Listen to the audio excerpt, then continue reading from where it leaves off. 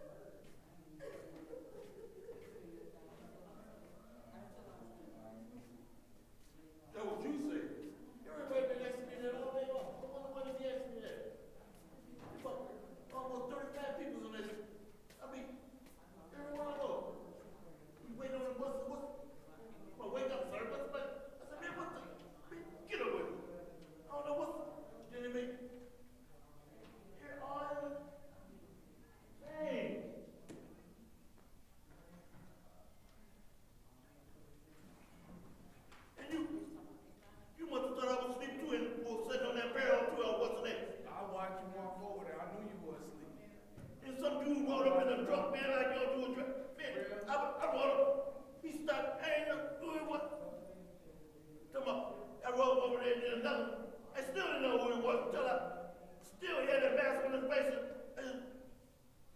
Nothing, man. Just like now. When one of the people goons in there talking about you too dark, you shut up. Say another word, you ain't lying on property. That empty. Man, get up. I mean, get it. You probably don't want that jump too. Get on with that jump. Damn. Whoa. Oh.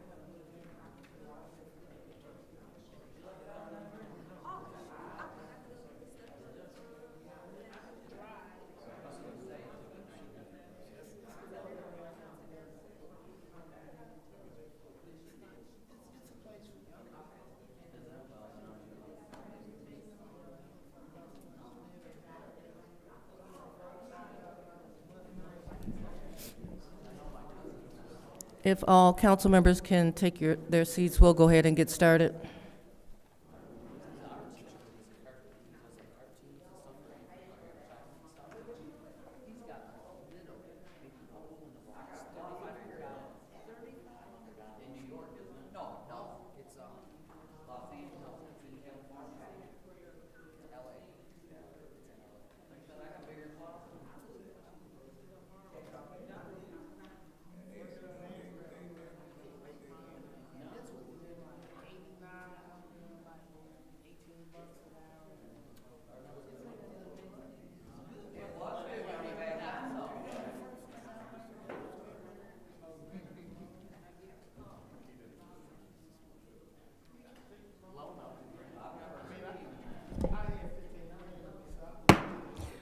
It is 5:39 p.m. and I am calling this council meeting to order in accordance with the charter, section 3-201.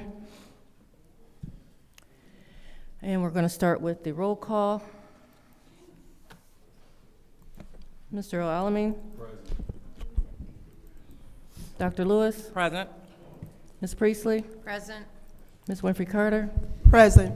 Ms. Burns. Present. Ms. Mushat is not in. Mr. Pfeiffer. Present. Mr. Jarrett. Present. You have 7 members present. Madam Clerk, Ms. Priestley. I make the motion for the reorganization of City Council to go at the end of the agenda after all other business is done. Is there support for her motion? Support. So that is to move the reorganization of the city council to the end of the agenda, meaning right before the adjournment or before final council comments? Before final council Okay, comments. so we'll do the roll call on that motion. Mr. Alamin? Yes. Dr. Lewis? Yes. Ms. Priestley? Yes. Ms. Winfrey Carter? No. Ms. Burns? No. Ms. Shad is not in. Mr. Pfeiffer? Mr. Jarrett? No. Vote is 3 yes, 4 no. So that will take us back to the organization of the city council.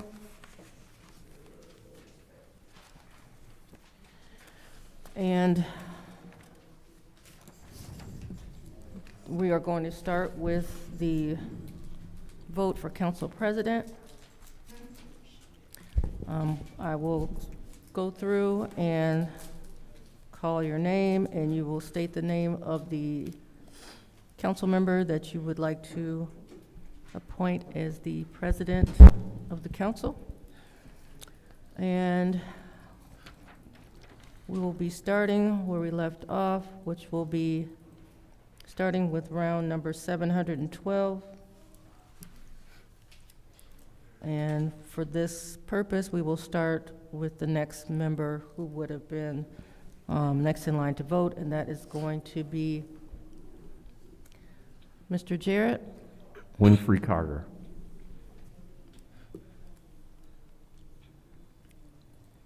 Mr. Alamin. Dr. Lewis. Candace. Ms. Priestley. Candace. Ms. Winfrey Carter. Winfrey Carter. Ms. Burns. Winfrey Carter. Ms. Mushat is not in. Mr. Pfeiffer. Winfrey Carter. That's 4 votes for Ms. Winfrey Carter, 3 votes for Ms. Mushat. Round 713. Mr. Alamin. Okay, I want to remind the members to please speak into your microphone so that everyone in the back can hear and online. Dr. Lewis. Candace. Ms. Priestley. Candace. Ms. Winfrey Carter. Winfrey Carter. Ms. Burns. Winfrey Carter. Ms. Mushat is absent. Mr. Pfeiffer. Winfrey Carter. Mr. Jarrett. Winfrey Carter. It's 3 votes for Ms. Mushat, 4 votes for Ms. Winfrey Carter. Round 714. Dr. Lewis, Candace. Ms. Priestley, Candace. Ms. Winfrey Carter, Winfrey Carter. Ms. Burns, Winfrey Carter. Ms. Mashat is absent. Mr. Pfeiffer, Winfrey Carter. Mr. Jarrett, Winfrey Carter. Mr. Alamin. Candace. That's 3 votes for Ms. Mashat, 4 votes for Ms. Winfrey Carter. Round 715. Ms. Priestley, Candace. Ms. Winfrey Carter, Winfrey Carter. Ms. Burns, Winfrey Carter. Ms. Mashat is absent. Mr. Pfeiffer, Winfrey Carter. Mr. Jarrett, Winfrey Carter. Mr. Alamin, Candace. Dr. Lewis. Candace. That's 3 votes for Ms. Mashat, 4 votes for Ms. Winfrey Carter. Round 716.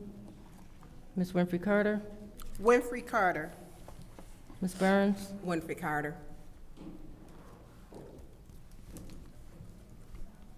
Mr. Pfeiffer, Winfrey Carter. Mr. Jarrett, Winfrey Carter. Mr. Alamin, Candace. Dr. Lewis, Candace. Ms. Priestley. Candace.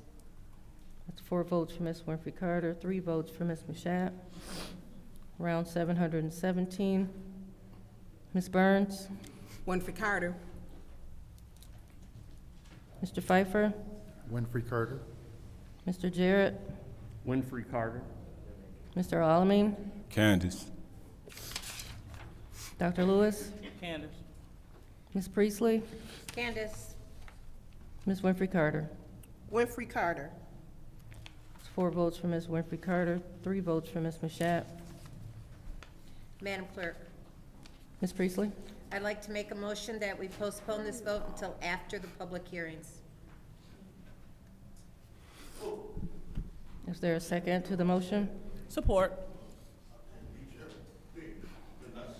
So that is a motion to postpone the organization of council until after the public hearings. And for this, we go back to the regular round, the order. So that's Ms. Lewis, Yes. Ms. Priestley, Yes. Ms. Winfrey Carter, No. Ms. Burns, No. Mr. Pfeiffer, No. Mr. Jarrett, No. Mr. Alamin. Yes. That is 3 votes, 3 yes, 4 no. That motion fails.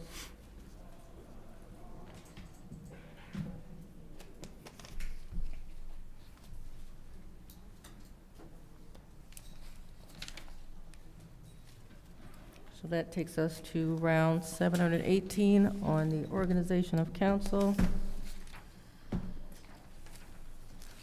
Ms. Mashat? Yes. Candace Mashat.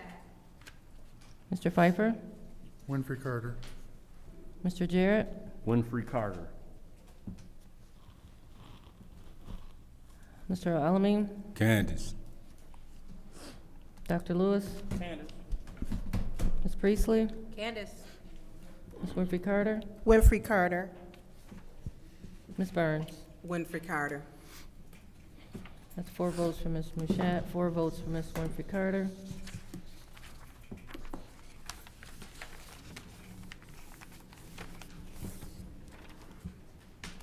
Round 719. Mr. Pfeiffer? Winfrey Carter. Mr. Jarrett? Winfrey Carter. Mr. Alamin? Candace. Dr. Lewis? Candace. Ms. Priestley? Candace. Ms. Winfrey Carter? Winfrey Carter. Ms. Burns? Winfrey Carter. Ms. Mashat? Candace Mashat. That's 4 votes for Ms. Winfrey Carter, 4 votes for Ms. Mashat. Round 720. Mr. Jarrett? Winfrey Carter. Mr. Alamin? Candace. Dr. Lewis? Candace. Ms. Priestley? Candace. Ms. Winfrey Carter? Winfrey Carter. Ms. Burns? Winfrey Carter. Ms. Mashat? Candace Mashat. Mr. Pfeiffer? Winfrey Carter. 4 votes for Ms. Winfrey Carter, 4 votes for Ms. Mashat. Round 721. Mr. Alamin? Candace. Dr. Lewis? Candace. Ms. Priestley? Candace. Ms. Winfrey Carter? Winfrey Carter.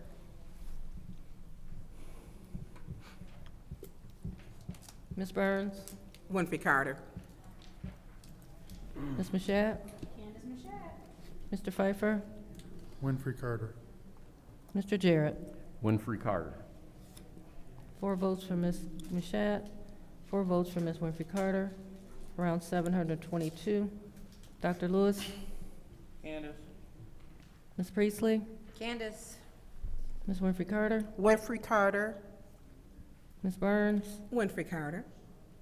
Ms. Mashat? Candace Mashat. Mr. Pfeiffer? Winfrey Carter. Mr. Jarrett? Winfrey Carter. Mr. Alamin? Candace. 4 votes for Ms. Mashat, 4 votes for Ms. Winfrey Carter. Round 723. Ms. Priestley? Candace Mashat. Ms. Winfrey Carter? Winfrey Carter. Ms. Burns? Winfrey Carter. Ms. Mashat? Candace Mashat. Mr. Pfeiffer? Winfrey Carter. Mr. Jarrett? Winfrey Carter. Mr. Alamin? Candace. Dr. Lewis? Candace. 4 votes for Ms. Mashat, 4 votes for Ms. Winfrey Carter. Round 724. Ms. Winfrey Carter? Winfrey Carter. Ms. Burns? Winfrey Carter. Ms. Mashat? Candace Mashat. Mr. Pfeiffer? Winfrey Carter. Mr. Jarrett? Winfrey Carter. Mr. Alamin? Candace. Dr. Lewis? Candace. Ms. Priestley? Mashat. 4 votes for Ms. Winfrey Carter, 4 votes for Ms. Mashat. Round 725. Ms. Burns? Winfrey Carter.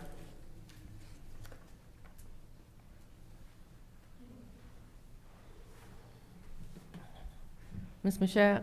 Candace Mashat. Mr. Pfeiffer? Winfrey Carter. Mr. Jarrett? Winfrey Carter. Mr. Alamin? Candace. Ms. Lewis? Candace. Ms. Priestley? Candace. Ms. Winfrey Carter? Winfrey Carter. 4 votes for Ms. Winfrey Carter, 4 votes for Ms. Mashat. Round 726. Ms. Mashat? Candace Mashat. Mr. Pfeiffer? Winfrey Carter.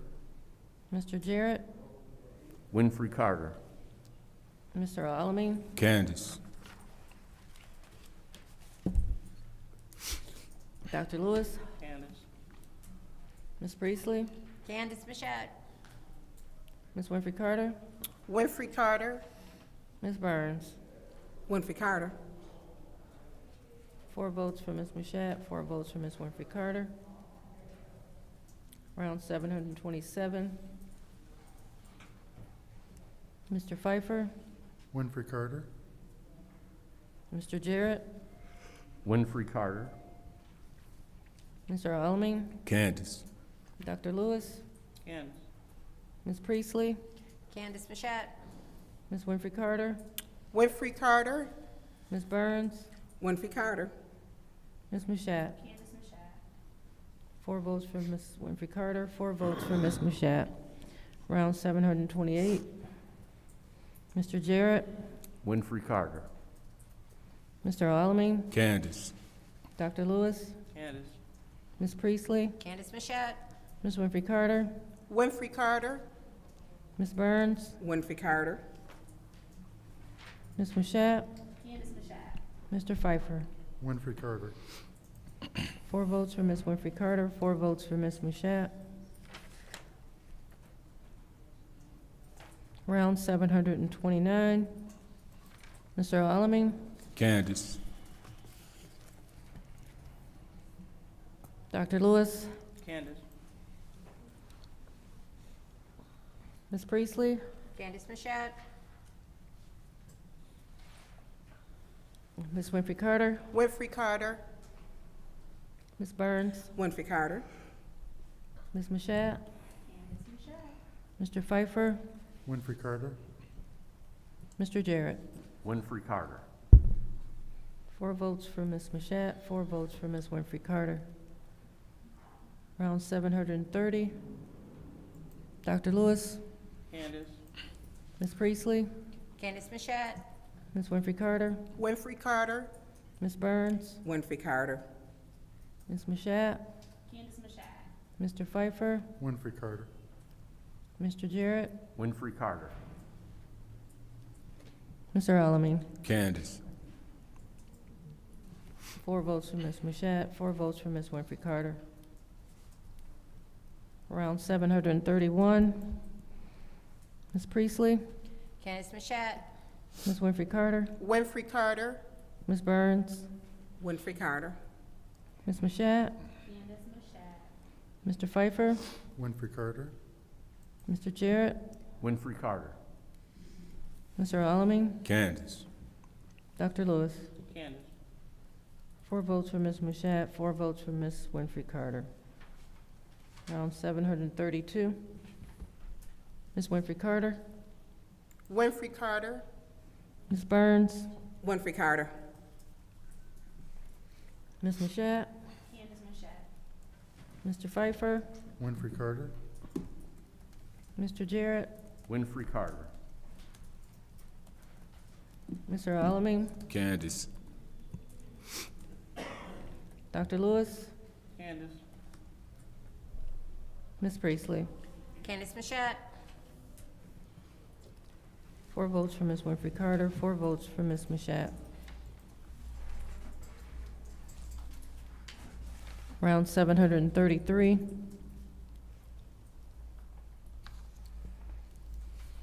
Ms. Burns. Winfrey Carter. Ms. Mashat. Candace Mashat. Mr. Pfeiffer. Winfrey Carter. Mr. Jarrett. Winfrey Carter. Mr. Alamin. Candace. Dr. Lewis. Candace. Ms. Priestley. Candace Mashat. Ms. Winfrey Carter. Winfrey Carter. 4 votes for Ms. Winfrey Carter, 4 votes for Ms. Mashat. Madam Clerk, Mr. Pfeiffer? motion to table until the next council meeting. Support. That is a motion to table the organization of council until the next council meeting scheduled for March 24th. Just one moment.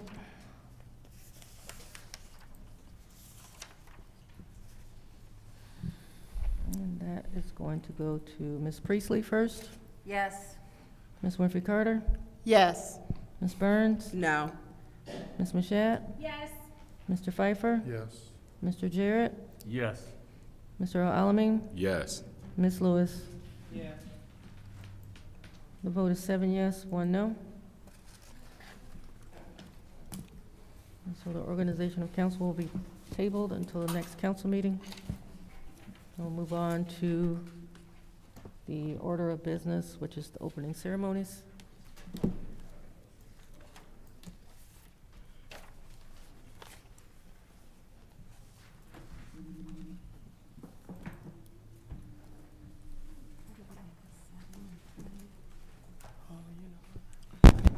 Now it's time for the Pledge of Allegiance.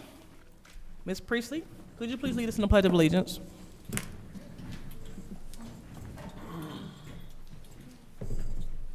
I pledge allegiance to the flag of the United States of America and to the republic for which it stands, one nation, under God, indivisible, with liberty and justice for all.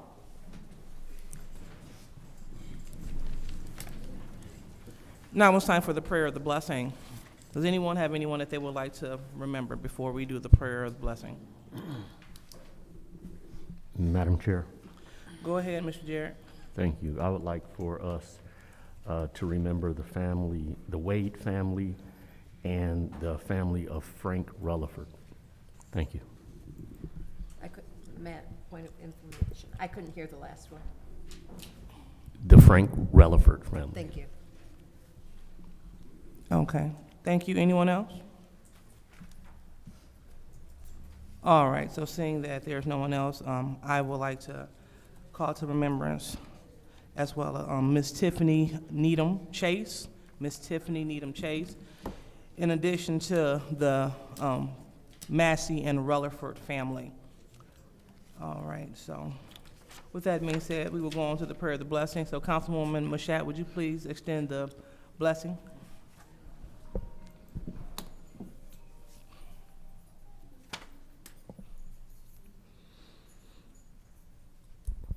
If all minds are clear.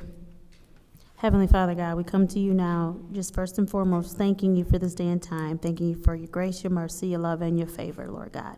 We thank you for allowing us all to get here safely. We ask that you would allow us to all get home safely as we go to our respective places. We ask that you would be with those families who are currently bereaved, Lord God, who need just an extra touch and extra love. May they be surrounded by people who comfort them and who care for them, Lord God.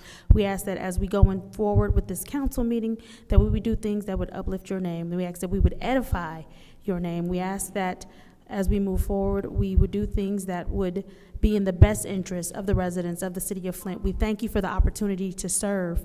It is in Jesus' name we pray, amen. Now it's time for the reading of the disorderly person city code subsection. Any person that persists in disrupting this meeting will be in violation of the Flint City Code Section 3110, disorderly conduct, assault and battery, and disorderly persons, and will be subject to arrest for a misdemeanor. Any person who prevents the peaceful and orderly conduct of any meeting will be given one warning. If they persist in disrupting the meeting, that individual will be subject to arrest. Violators will be removed from the meetings. So now it's time for requests for agenda changes or additions. Are there any agenda changes? Madam Chair, Go ahead. there was a request for a special order that I neglected to put on the agenda. Madam Chair. But, please hold, Madam Clerk. Are you asking for the floor? Yes, but I wanted her to finish her sentence because what I had to say was going to follow up her Oh, okay. sentence. Okay, proceed, Madam Clerk. I was just looking for, just 1 second.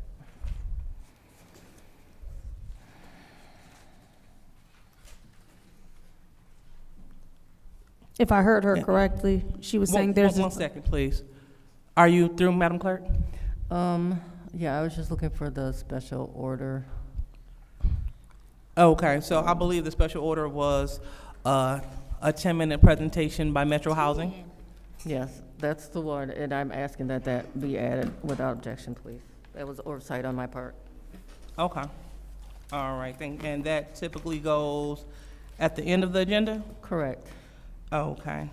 So since Metro Housing is here, Madam Chair, okay, yes, may I have the floor now? go ahead. Thank you. I would like to move that to, if we can, before public hearings. All right. So has been asked to move this before public hearing, and so I will order that without objection. I don't know what it's about. If somebody can tell me what it's about, I don't know. She didn't say it's by Metro Housing, but what topic? All righty, so this is about an update on their program for home repairs. And since they are a recipient of ARPA funding, just keeping us abreast of what's going on in terms of Metro Housing. So I want to make sure, is that pretty much clear? Actually, it's to do a public service announcement to announce that we're opening a new grant program. Eligible homeowners would be able to receive $15,000 to repair their home. All right, so more money, thank you. Okay, All right, so it has Request been, for information. what is your request? Do you have any, is there any handout of this? Yeah, he has a handout, and he will pass it out during the presentation. I just received, Well, if he could This one. hand that out so that we can look at it prior, as so we can read it before he's talking, that would be great. If he could give it to the clerk. Madam Chair, go ahead. I don't think that's a good idea because we do have a public hearing and we need to, oh, it's before the public hearing. Sorry. Yeah, but- Sorry, yeah, sorry, what's the- sorry. Yeah, we I'm gonna can- take that back. Thank you. All right, so it doesn't matter to me. So go ahead, Madam Clerk, go ahead and get the handout so we can move forward. And so I would like to order that without objection.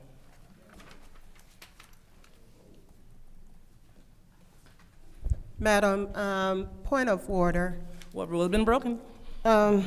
We need to have a roll call vote. You can't order that without objection. According to the rules, we can't order without objection. We need to have a unless- roll call vote. Do you object, Ms. Winfrey Carter? I do. We Okay, need well, to that's have a what you roll have to call say. vote. Thank you. So we will move on with the roll call vote. Thank you. All right, so it has been an objection. Do we have any more requests for agenda changes? Okay, seeing that we have none and that we have an objection, we will go ahead and call for the roll call vote to add Metro Housing 10-minute presentation right before public hearings. Roll call, Madam Clerk.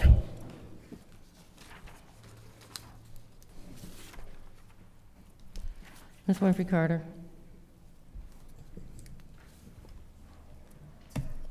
Did she go, you called Yes, me? Ms. Winfrey Carter. Yes. I don't know what she looking down. Ms. Burns. Yes. Ms. Mashat. Yes. Mr. Pfeiffer. Mr. Jarrett is not in. Mr. Alamin. Yes. Dr. Lewis. Yes. Ms. Priestley. Yes. Vote is 7 yes, 0 no. All right, the vote is 7 yes, 0 no. That special order will be placed before public hearings. All right, so now that we have completed the changes to the agenda, we will move on to public hearing. And we are on public hearing number 240426-6. And this is the public hearing for the fair chance access to rental housing. Point of order. Yes, what's your We point? moved the presentation to before the public hearing. Oh, excuse me. Thank you so much. Thank you. Mr. Metro Housing, are you ready? All right, sounds good. Let's go ahead.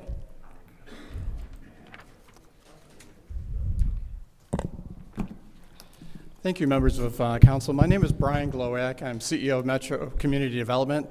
Thank you for your time. I won't use the full 10 minutes, but really my purpose for being here this evening is truly to make a public service announcement. So for about the past 8 years, Metro has been pulling down funds that, as a member of the Federal Home Loan Bank of Indianapolis, we are eligible to draw down these free funds to award to low to moderate income homeowners to make repairs and improvements to their homes. So over the last 8 years, we've grown this program substantially. Last year, we awarded about $860,000 to homeowners in the city of Flint, and that improved a little over 52 homes. This year, our goal is to reach $1 million mark, roughly improve 65 to 70 homes. So the critical nature of this announcement is that we're opening the applications tomorrow. They're available at our offices, 1174 Robert T. Longway, just in front of the Holiday Inn. Stop by, please spread the word, pick up an application. We do need them back by April 15th.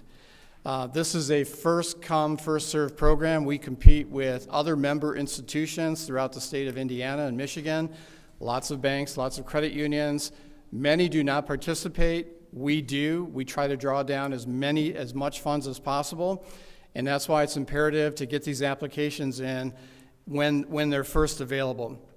So they will be available to pick up tomorrow. Applicants will have to show proof of income, total household income, and there's a chart that shows the criteria. Roughly speaking, if it's a household with one member, the maximum income is about $47,000. 2 household members, it's roughly $51,000, and kind of goes on that trend. Now, you'll have to show also that you are the homeowner, so you'll be required to provide a copy of the deed. Also show that if there's a mortgage, you're current on your mortgage payments and also current on all property taxes. So what it is imperative, again, is to gather all of those documents, make copies. We only accept the copies. We can't photocopy anything. We won't be able to return any documents to the applicants. And then after we do receive those applicants, we have to coordinate at least 2 estimates, contractor estimates. So that takes a little bit of time as well that we've baked into the schedule in order to meet actually a May 15th deadline to get these applications submitted to the Federal Home Loan Bank. So again, I want to thank you. We will have this available. The intent is to put it on our website tomorrow. If any of you would like a digital version of this, I can send this to you. I'll leave my cards. If you could email me your information, I'll send it out so you can distribute it. Again, it sounds like a lot of money. It is a lot of money, $1 million, but it's only roughly 65 to 70 homes. And we know the need is great in this community. And what I failed to mention is the types of repairs. Sorry for being remiss on that. The eligible repairs include roofs, windows, siding, exterior doors, furnaces, water heaters, mold remediation. It also includes siding. It includes gutters. And there's small other items that if there's impairment of mobility, if you need grab handles like in a shower, if you need widened doorways in a home, those services are also available. So if I may come up, I'll just distribute my cards. I don't think I brought enough, and I apologize. You could just send them to the clerk too. Just send the file to the clerk and she can forward it to us. Actually, what I'll do is just also provide a copy of the application.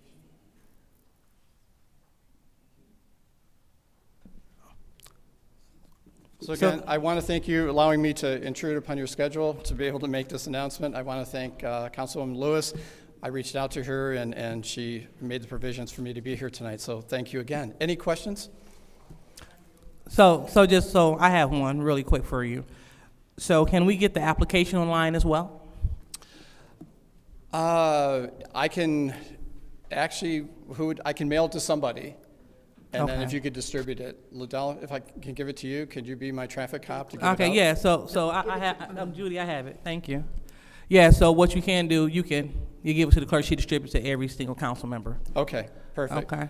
There was a question, what time do we open? Actually, we'll provide applications from 9 a.m. to 4 p.m. Monday through Friday. All right. And I'll just read out a phone number. If you have any questions, please be patient because I'm sure there'll be lots of calls. Our number is 810-767-4622. Oh, all right, Through you, Madam Chair, I do have a question. go ahead. Is it Glowiac? Glowiac, yes. Glowiac, oh, I didn't mess it up. Thank you for coming. My question is, we had the 72 roofs. Was that going through through Metro also, or no? No, Metro's also a recipient of the ARPA funds, so we're still continuing with that program. All of those homeowners have already been selected, so we're just working down the list to finalize that. Okay, so we had $850,000 that was returned. Was it from your program? Was it Metro's program? No, actually, we didn't return any money. Wait a minute, it was G-Card. Okay. How many were selected through that program for yours? Wait, I'm sorry? How many were selected for home repair through Metro? Were Were you able to We service? had roughly $1.5 million less administration. I think the number is about 93 homes that we could improve. So 93 homes and $1.5 million, you were able to do 93 homes. Okay. Thank you for sharing that. Okay. Thank you again for the opportunity. All right, thank you. So this special order is now closed. So now we're moving on to public hearing. So we're on public hearing number 240426.6. This is the public hearing ordinance for the fair chance access to rental housing. Madam Attorney, do you have anything that you would like to add to this public hearing before we begin?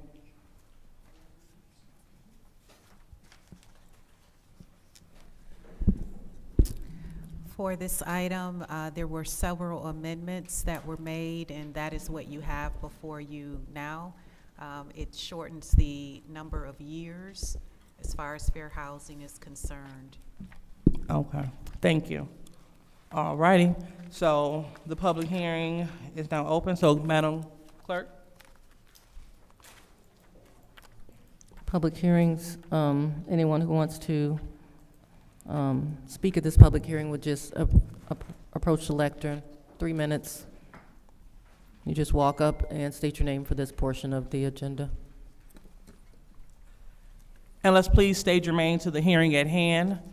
You will receive a warning that you are off topic, if so, and then your time will be revoked if you continue to get off subject. Thank you.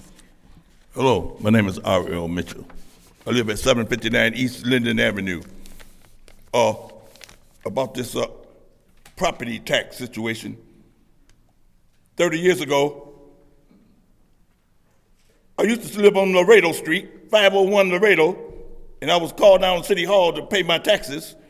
Then I got down the stairs, they said, "Sorry, sir, you was 2 minutes late." RL. And then, RL. RL. Hey, you interrupting my time, lady. Watch out. I'm RL, trying let's to be get to the germane. point. RL. Okay, RL, that's your time. That's your time. Thank you. Thank you. Thank you. I'm talking on my... Next speaker. Next speaker. Madam, point of order. What is your point? My point is, allow him some leniency to tie it in. He is protected by the American Civil Disability Act. Ms. Burns. I'm talking, please do not, let me finish. You don't get to cut me off, please. Proceed. Thank you. Allow him to tie his thoughts together, give him some leniency so that we can make sure everybody in these chambers are heard today. He only gets to talk 3 minutes. We can interrupt or whatever. Let him get his 3 minutes out and let him try to tie it together. Okay, thank you. RL, that's your time. Please have a seat. What? So, Yeah, what the- next speaker, RL, you're out of order, and you know that you're out of order. Please proceed, Madam Clerk. Next speaker.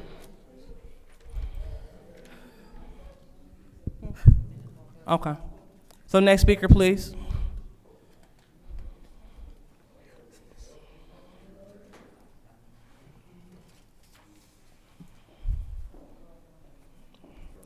Well, good evening, Flint City Council. Happy Monday.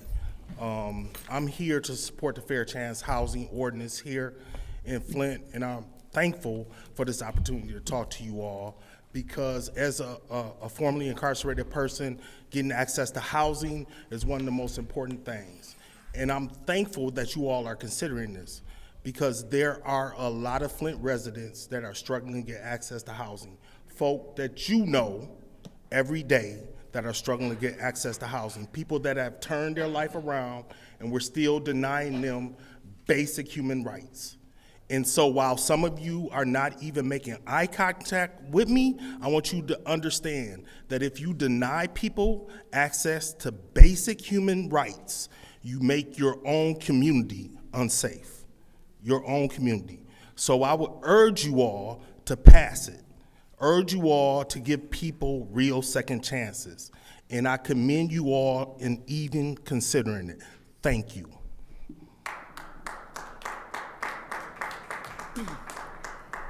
I would like to say my name is Charmel Allen. I am a returning citizen. And I have the opportunity to work with most of you guys on a volunteering basis with the Flint Water Department, Flint Fire Department. I think we did, we put in fire extinguishers in people's houses. So to live next door to me would have someone that would be looking out for you. I know what it is to be hurt, harmed, and to harm someone or put someone in harm's way. After 35 years later, I've matured, I've grown up. I know what it is to be respectful. And I know what it is to be kind to my neighbor. I know what kindness is when you lack so many things when you're growing up, and then you learn the difference between this life and that life. To have me as your neighbor would have someone to look out for you, look out for your dog. Now, I'm a little scared of cats, but if you just needed me, I would do it. I would make sure that looking for people that might be suspectful thankful because now I know what to look for, and I'm not that anymore. So I urge you, just take a look. I could be your sister. I could marry your brother, so don't be worried about that. And just try to be kind and give everybody a chance. And if something go wrong, report them. And then before we move them into your neighborhood, we're gonna make sure they're not this type of person or that type of person, which we're talking about that harm children. And if they ever harmed a pet before, they're questionable. So to think of us as someone other than you, you're not looking in the right direction. And I believe it says what the greatest man show his greatness by the way he treat the little man. And I am one of them. Thank you. Good evening, everyone. My name is John L. Allen Bay, and I'm a resident of Genesee County, Flint, Michigan, and I'm a returning citizen. I've taken an oath to protect, serve, and unify this community. This is very important to me. This is personal to me, not because of me. I have no skin in the game, but I know thousands of others that do. I know thousands of people who need an opportunity, need a barrier torn down so that they may be able to be productive. And the first step in being productive is having a place to stay and being able to know that when you do get there, that you're able, I'm sorry, is that my time? Okay. That when you get done after a hard day's work, that you have an opportunity to lay your head in a home with your name on it.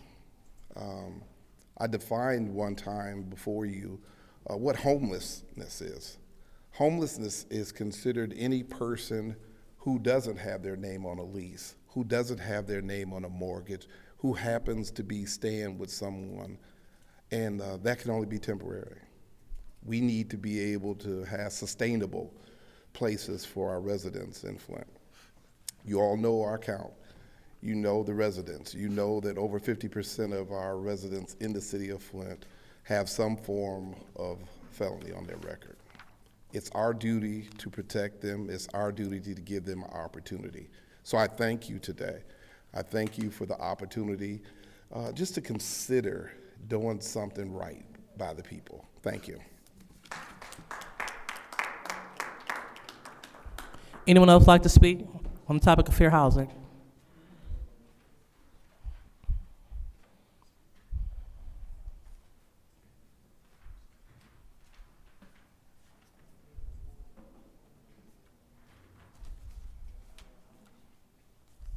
I'd just like to speak on, do I have to say who I am? Yes. Oh. My name is Audrey Muhammad. I'd like to speak on fair housing and just concur with the previous speakers on fair housing. Just giving an example of someone who may have come out from being incarcerated and coming and returning back to a family where they don't have very much income, and then they can't even get housing in public housing, which is where you have the cheapest rent to pay, but they can't even get there to get themselves a fair start. And then the family is displaced because if they let them come back there so they can have unity with their family, now they can't even have unity with their family. Seen that happen before. Just think about it. Flint is a city of fair housing in the Fair Housing Act. What would it look like if we don't have fair housing in a city where it took off in the United States with fair housing? So I concur with you, sister. I heard you. I heard you brothers back there. I heard them all, what they said. Please pass something to help with the resolution of fair housing.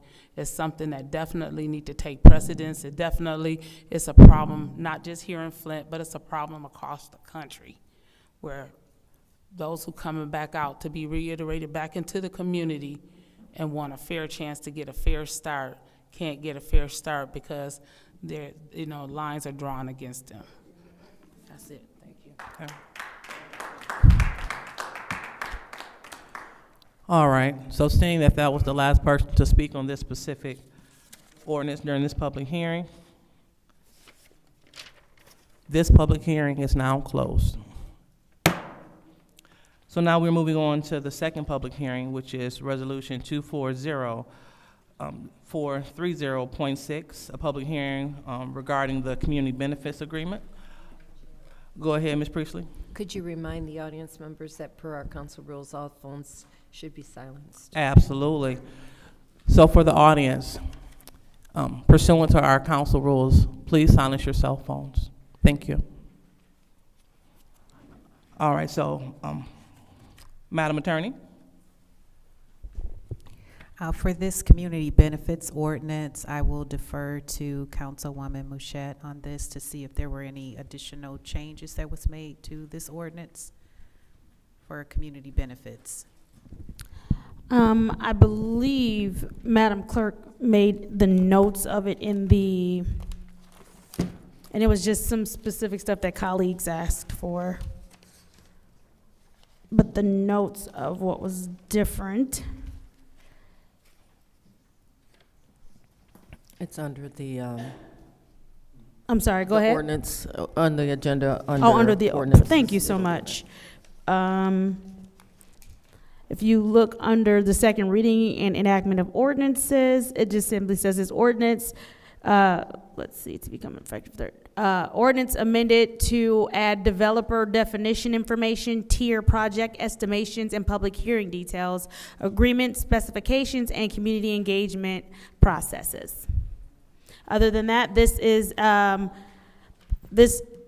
in place to help residents when there are developers coming into the community. This gives residents an opportunity to negotiate on their own terms with the developers what they feel the benefit for the community should be.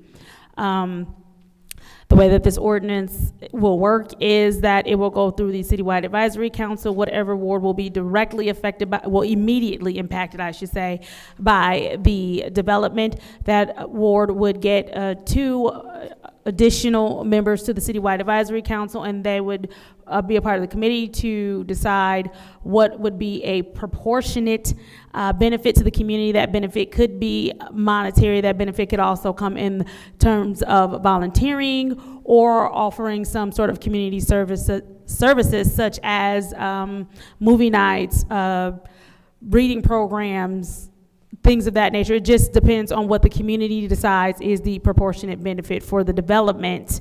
And once it goes through the community, once the community and the developer have an agreement, then it would come to council to solidify. But basically, this is just giving the community the power to decide what they feel the benefit should be when a developer comes into the city. Thank you. All right. So now this public hearing is now open to the public. First public speaker, please. And again, we are reminding all speakers to let's stay on topic with community benefits agreements. Thank you. Hello, Council. I'm R.L. Mitchell. We live at 759 East Linden Avenue. Now, about the situation about the 50% off the property tax downstairs, I went to get an application last week because I got a letter in the mailbox. Yeah, I got an address. And they say, come down there and fill out the application, sir. And I went to fill it out, but they said we looked at your records, your house belongs to a 754. It belongs to a church. Mr. Sir, Mitchell. Mr. Mitchell, so I'm going to pause you. Please pause this time. So this is exclusively about the community benefits ordinance. This isn't public speaking.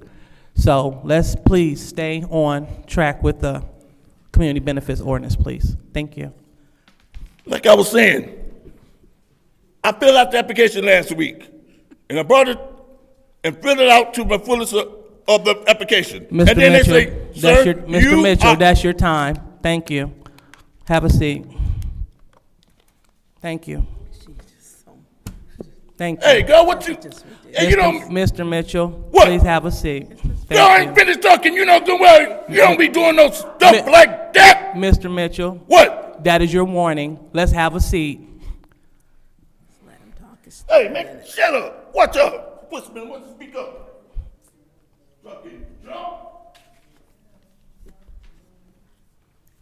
Next speaker.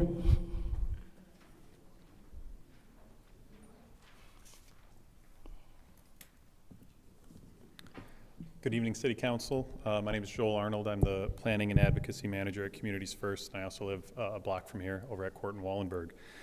So I wanted to come up first just to note that I think that this ordinance language has made a lot of improvement from the first draft of this. We're very supportive of community benefits and community benefits agreements in total. And what I'm here to comment tonight are really just on some technical sort of edits that we think would be good to make this ordinance to make sure it doesn't capture very small projects that might have a hard time getting off the ground, while still giving us benefits from, let's say, a Buick City redevelopment or these large developments that we know have the funds to do that. And again, my apologies for this being a little bit in the weeds, but one amendment that we had proposed is in the definition of a developer. We would encourage, it currently says for-profit firms are the covered entity by this. Sometimes nonprofits will form like LLCs in order to receive federal funding for a project, and it's a little vague as to whether that is or isn't included. So we would just encourage language change to make that a little clearer. A second thing we'd probably encourage is if the city grants, let's say, home funds or CDBG funds or ESG funds to an organization in the city, to clarify whether or not those are covered by community benefits agreements. I think the intention is for larger projects to be covered by this, but the way the language is in, it's not entirely clear if recipients of something like a CDBG grant or a home grant might be covered by that. It'd be very good to clarify. Otherwise, there could be quite a few community benefits agreements every year.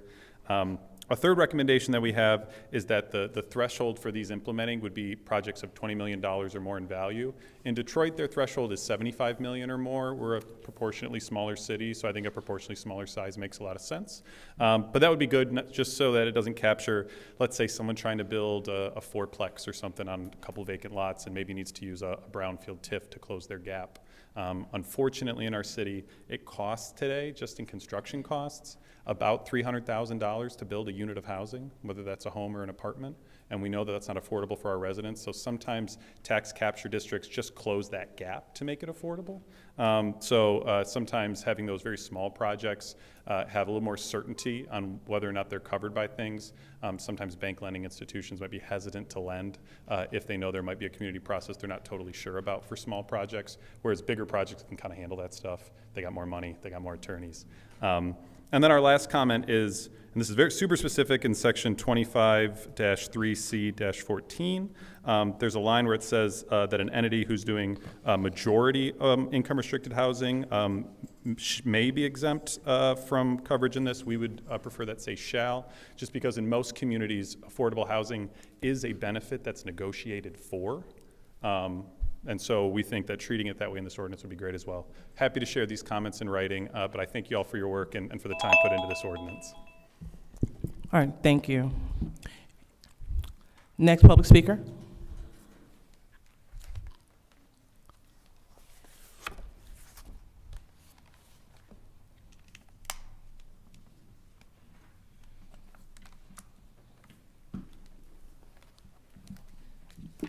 My name is A.C. Dumas, and I'm a resident of the city of Flint, 3rd Ward. I think it's still much work to be done on this community benefit agreement. Gentleman just got up and he mentioned some things. It's a lot of work to be done. And I don't think that this council should rush to pass this. I really think it should be broken down so the people can understand exactly what the agreement is. And I know politicians are quite slick, and they put stuff in here that the people don't know about.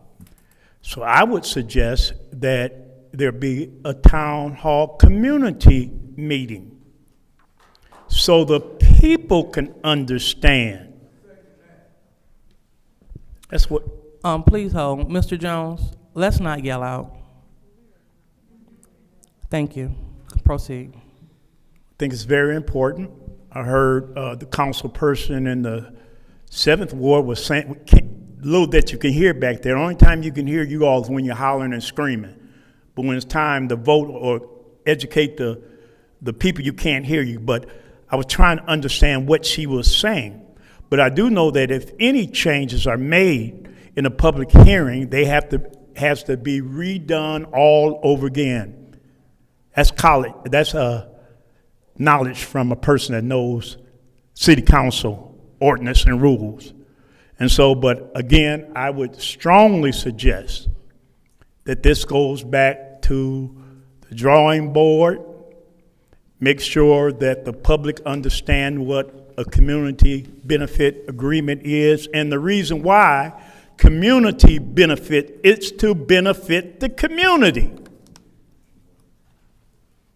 That's what a community benefit agreement. And you know what you cannot do is after the train pulled off from the station and then said, oh, I wish we coulda, woulda, shoulda.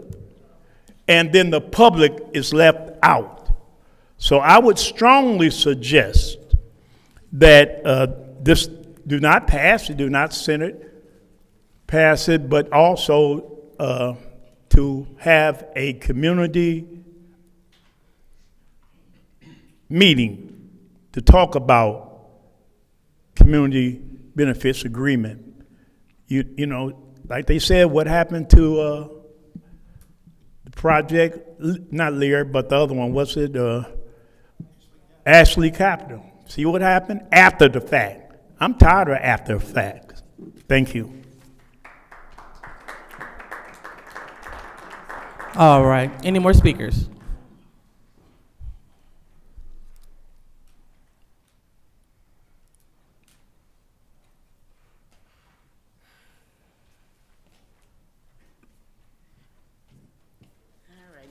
I'm Audrey Muhammad in the second ward. I have to concur with what was said, because I'm looking over and I'm trying to read it. I done Googled it to try to see, and it is totally confusing. You can't get no clear cut nothing from it at all, and I do believe I can read above a third grade level, way above a third grade level. But this is just not, it's not clear, and it's not fair. We've, as the residents, have suffered enough with too many projects coming through. I know the Ashley Capital was mentioned, but there's a lot of other projects that came through the city that was put into place. And have meetings where working folks can come. Because a lot of times some of these meetings take place during the daytime and we're at work. You know, a lot of the people around here work 9 to 5 or have several meetings where it's fair. You know, there's some meetings that happen. I actually spoke to somebody in, I think, Jocelyn Benson's office and said, why did you come in the middle of the day when the majority of your people are at work? So you didn't make it fair to the residents in Flint. You was concerned with what we thought, but you came during the daytime where most of the people who will be coming to those meetings are at work. So make it fair. And in saying that, make this fair. Make it clear cut. But I do agree that we do need to have some kind of a word to say in where things are going. If you're taking tax dollars that's coming from the people who are working and taking care and creating things that's supposed to make money.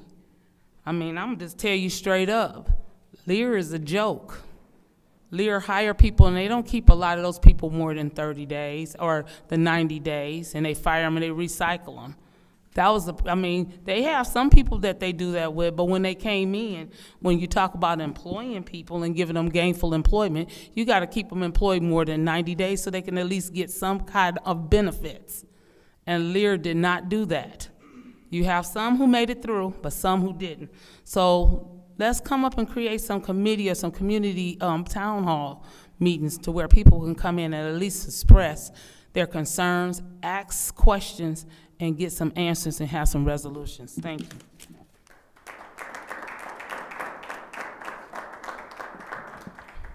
Okay, next speaker. All right. Hi again. If my understanding is clear, then I would like to talk about reentry in the city of Flint. Ma'am, yes. So this is exclusively about community benefits, and yes. so public speaking, general public speaking, it will take place momentarily. So Okay. if you can wait for a second. No, I'm gonna connect it with the community benefits? Yes.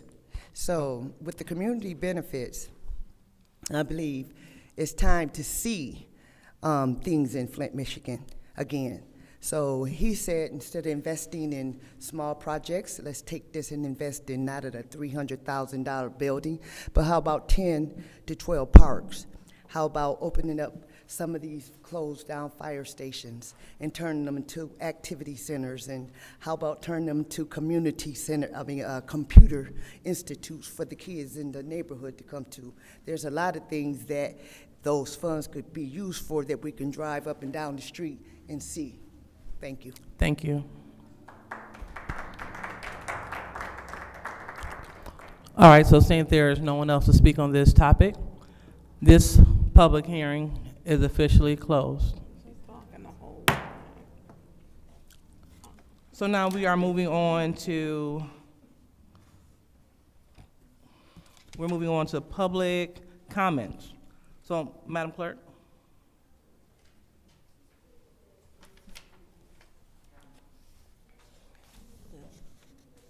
The first speaker is R.L. Mitchell.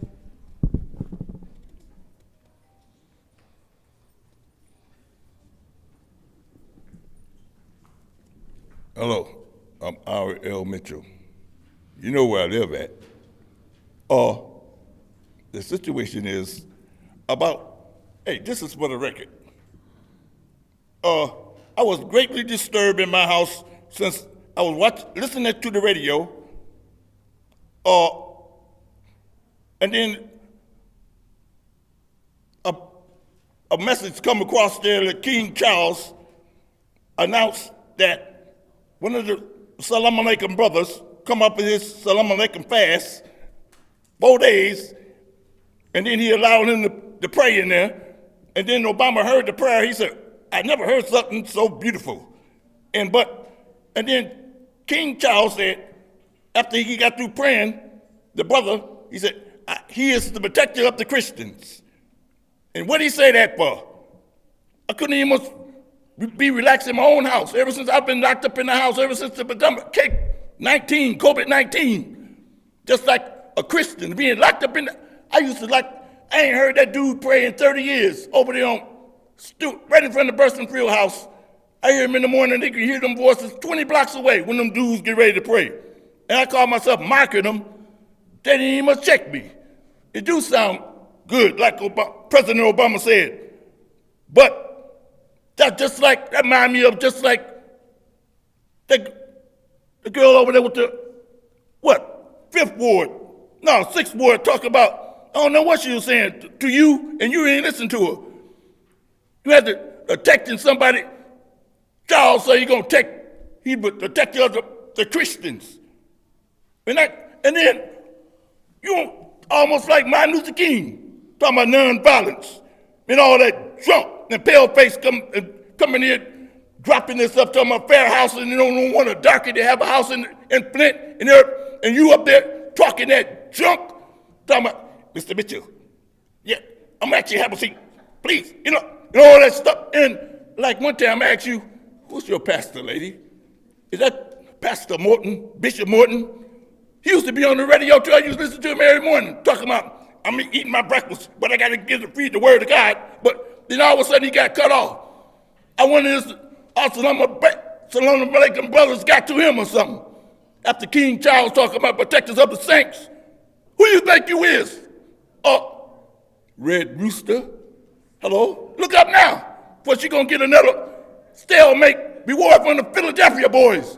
All them old stupid buttery, all in that New Jersey junk. Say something now, you. Oh, okay. Okay, keep on looking down. Oh, stay tuned, America. They ain't gonna see what the Red Rooster beat up Tarzan, him and his brother. And all that junk. Take that. All right, next public speaker.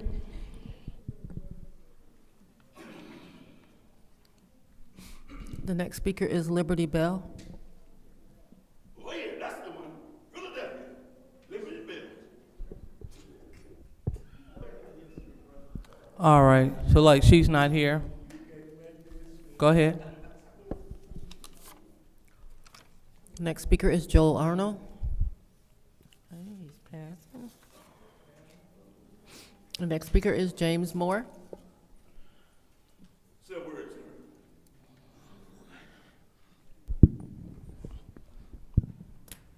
James Moore, Second Ward. Say a few things, watch my time. I want to say thank you, Leon in the First Ward, for putting on an event that could set the pace to help out so many others. He held an open forum for those that are in trouble with their taxes to be able to come out and to speak with some people. The mayor showed up, telling everybody that there is help to help them save their homes. I heard about the fair housing earlier. I'd just like to speak of the 11,000 that's about to lose their home through taxes.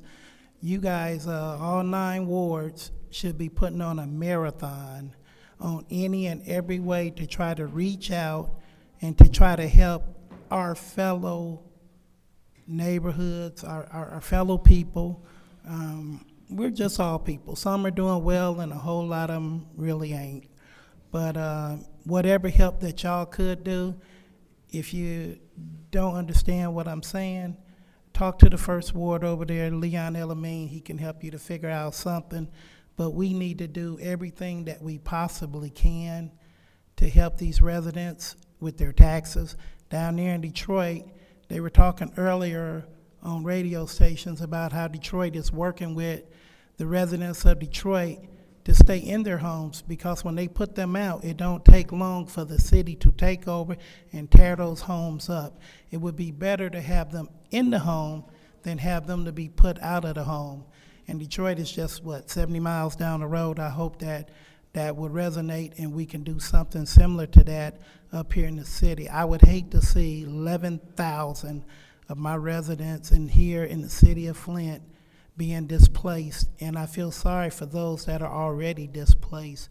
But we got to start making sense on some things that we do.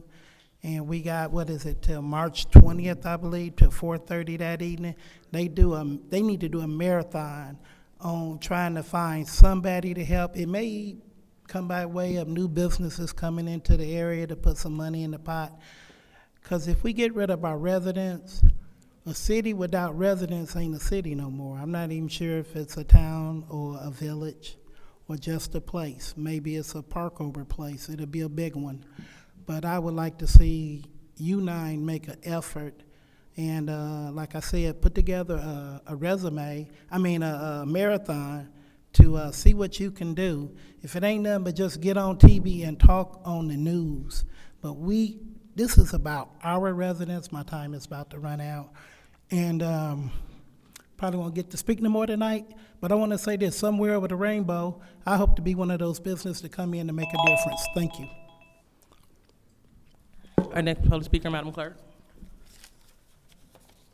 The next speaker is A.C. Dumas.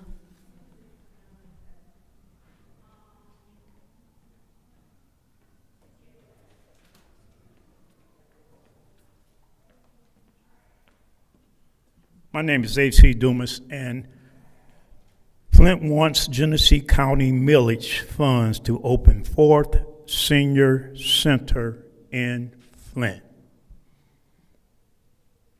That is ludicrous. Nonsense. I thought the police chief, he left. I wanted to ask him about the police department, 10 police officers that came over to the Hasselbring Community Center on last week. Then the following day, some more came over. And then finally, at the new home of the 501c3 Hasselbring, they came over to the James Kennedy Center. I have a question.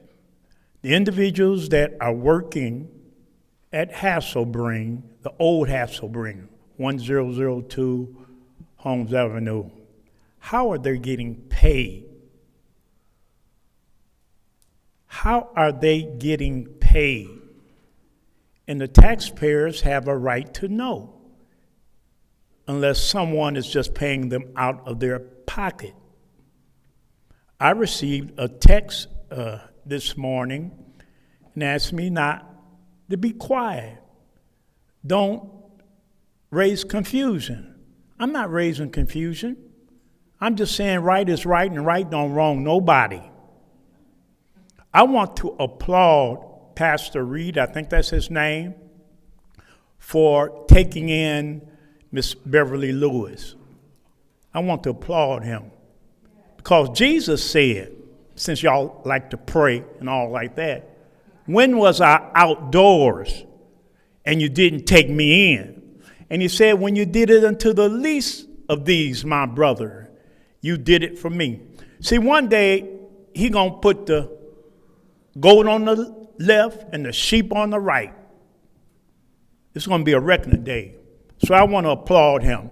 Also, I'm here appealing for St. Mark's and also the other on the east side that wants money to feed the hungry. Again, Jesus, when did I see you hungry and didn't feed you? Because you know, if I knew it was you, I would feed you. He said, when you did it to the least of these, my brethren, you did it to me. And to the wicked, he's going to say, depart from me. It's some wicked folk. They ain't going to make it to heaven. Because everybody talking about heaven, what? Ain't going.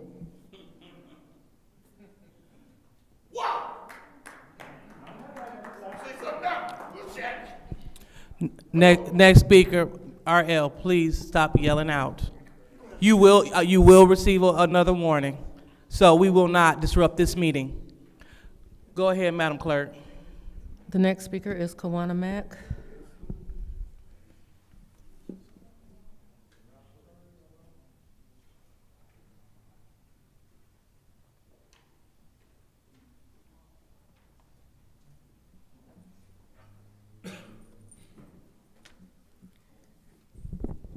Hello.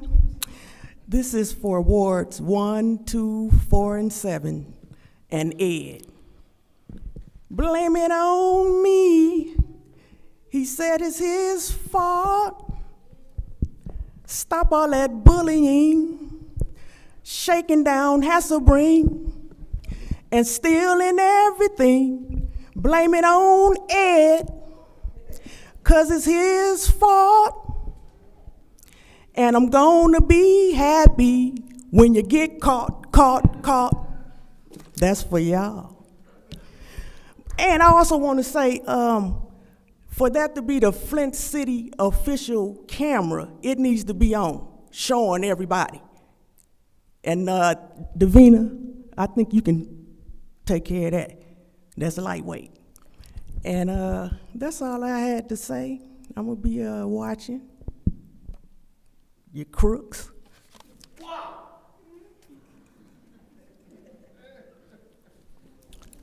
Next speaker, Madam Clerk. Next speaker is Rich Jones.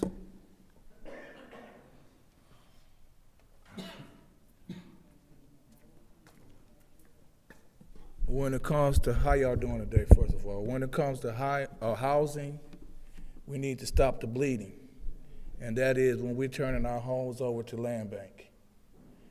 I like the program too, Leon, but we need to, because I was there and I talked to some people, and the ones that are on year 3 is very little help for them.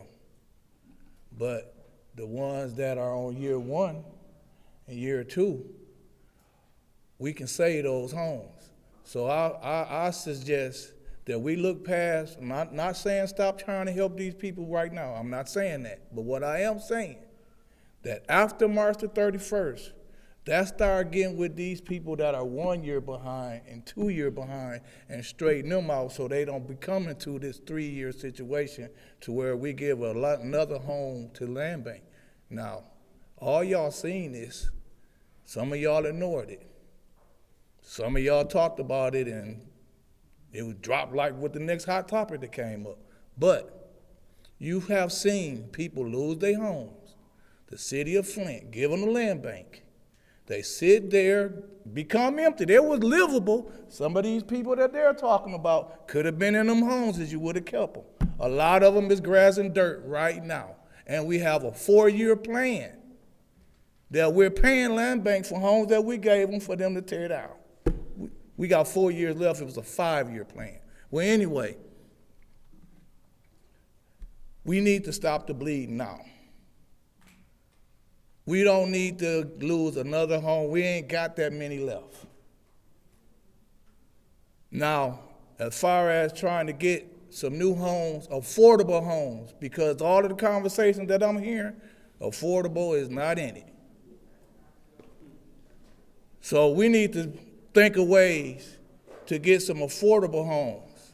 And I have been talking to some people in other cities that have got new house building and they're affordable to their residents.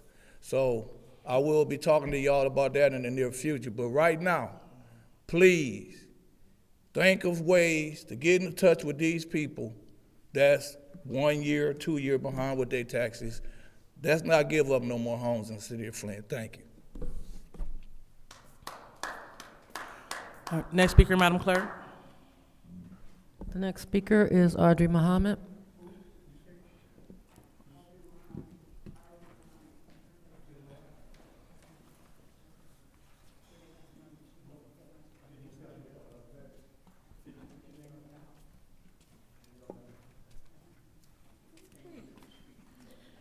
All right, I'm Audrey Muhammad's second ward.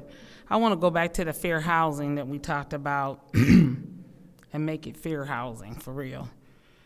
Many of the people here in town may be behind on property taxes, so they are really left out. But what if they went over to the county and started making arrangements and making payments on it, so they excluded from still getting repairs done in their house, which putting them back and still more into poverty. I just think something maybe even with the fair, not just fair housing, I'm talking about with the metro housing, sorry about that. With the metro housing project that's going on, I know at one time they did have Mr. that was helping with paying taxes, but now that part is probably over. So it's still putting us in a different situation here with getting roofs and things fixed through metro housing. Some of that I wish would be taken into consideration. Also, we've talked on several occasions about water, about the water bills and the water accounts. And $300 probably wasn't a spit in the bucket for some folks. I heard one person tell me they had an $11,000 water bill. And I said, how you get an $11,000 water bill? Okay, so everybody, some people get it, and they might be a 501c3, but then you got people who live in housing and can't keep their houses or can't keep their water on because their water bill is high. Let's make some fairness out of that and some equality out of that. These are just things I want you all to start thinking about and considering. If you're saying you really want to consider what the community is thinking, consider these things. These are things that are very serious in the community. Very serious. If you're talking about keeping people in their housing. If you have an income of a certain amount, we all got affected by the water. My pipes, I done had to replace things in my house because of the water. I didn't forget to put or purposely didn't put corrosion control in the water to make sure that my pipes didn't mess up, but I'm still suffering just the same, but I can't get the quality help that I need because my income is too high. Let's take it into consideration. If we're saying that we really listening to the residents and want to hear the concerns of the residents, really listen to the concerns of the residents. Shouldn't be income-based. It shouldn't just be because, okay, this, that, and the other. We all hit some hard times, maybe a couple of bumps in the road. Maybe all of us at some point in time maybe needed some help with some taxes or on something. If you haven't, consider yourself blessed. But think about those who do need help.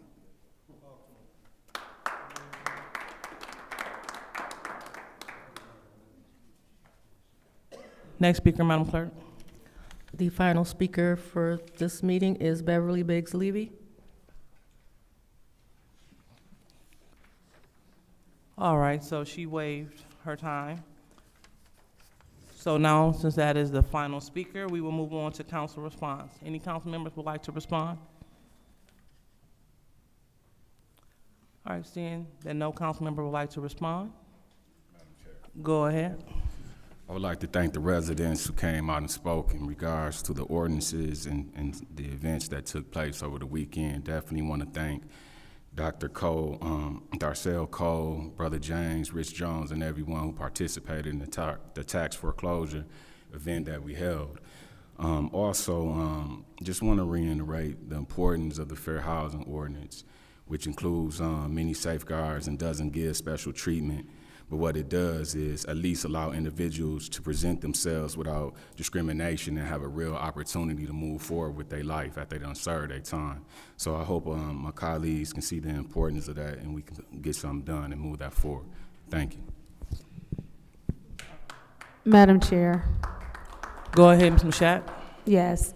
I do just want to point out, because there seems to be some confusion with the community benefits ordinance. I'm not sure if you have not had the opportunity to read the ordinance, but the ordinance is literally putting the power back in the hands of the community. It's taking it from the developers, and the community gets to decide what the benefit is. Now, as far as someone, I think the example of Lear was used, as far as them cycling people in and out 30 days, and I think they talked about maybe some health benefits or something. Nobody is in charge of your health benefits or anything like that other than your employer. Nobody is in charge of your employment other than your employer. That is not something that we could ever legally try and mandate. I believe when we were trying to talk to Ashley Capital about the amount of people that they would hire from the city of Flint, we were told legally that we couldn't require them to have people hire X amount of residents from Flint. And so because we couldn't do that, this community benefits ordinance, it can be anywhere from, when we say proportionate, it could be anywhere from you all decide that because they're getting a tax break, then they need to put X amount of money back into your community. It could be you decide that they have to do literacy programs. It could be you decide that they have to do cleanups. It could be that you decide that for the length of them getting the abatement, they could have to do scholarships for students. It's literally whatever you decide. If you read the ordinance, it lays out specifically that this power goes back to the people to decide what the benefit is. It's not up to the council, it's not up to the developer. It is up to the residents to decide what they feel the benefit is. And so when you talk about this community benefits ordinance, know that it is 100% putting power back in the hands of the people. Read the ordinance. Thank you. All right, anyone else? All right, seeing that there is no one else, I'll go ahead and be the last one to take my time. You know, we have a lot of great things going on in the city, a lot of great things. One of the things that I am definitely proud of, and I would like to extend a hearty congratulations and a thank you for such a wonderful Black History program. Councilwoman in the 7th Ward and also Councilman in the 1st Ward. It was standing room only at the Gloria Coles Library. We had an opportunity to highlight some amazing scholars within our city. Our scholars are doing great work, and we were also able to work with our poet laureate, Samaj Brown.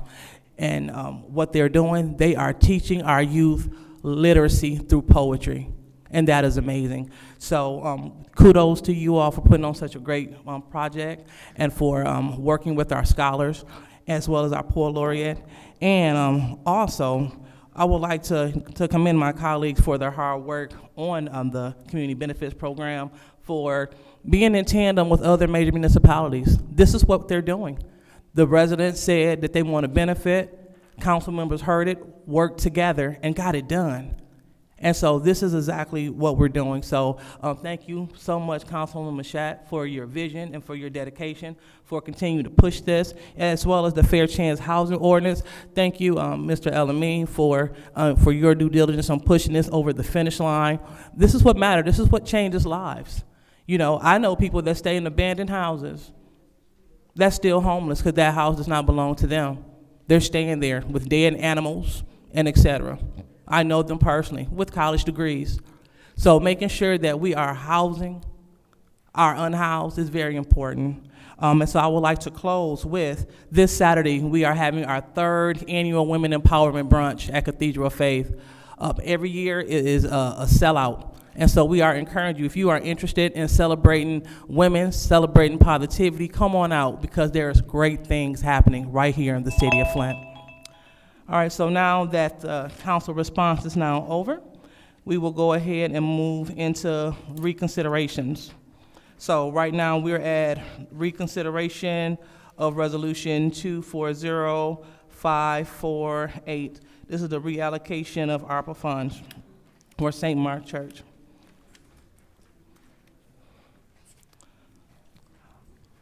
All right, so we are taking a vote to reconsider, and per the council rules, this is not a discussion item. This is exclusively to reconsider. All right, go ahead, bro.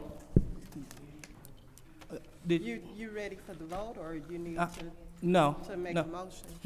No, I'm ready for the vote. No. Oh, we got more. We got to make a motion. Thank you so much, Ms. Winfrey Carter. Thank you so much. All right, so what's the motion of the body?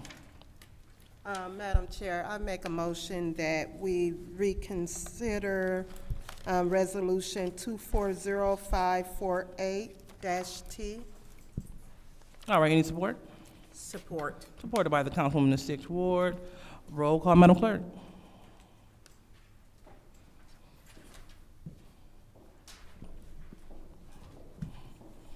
Ms. Burns?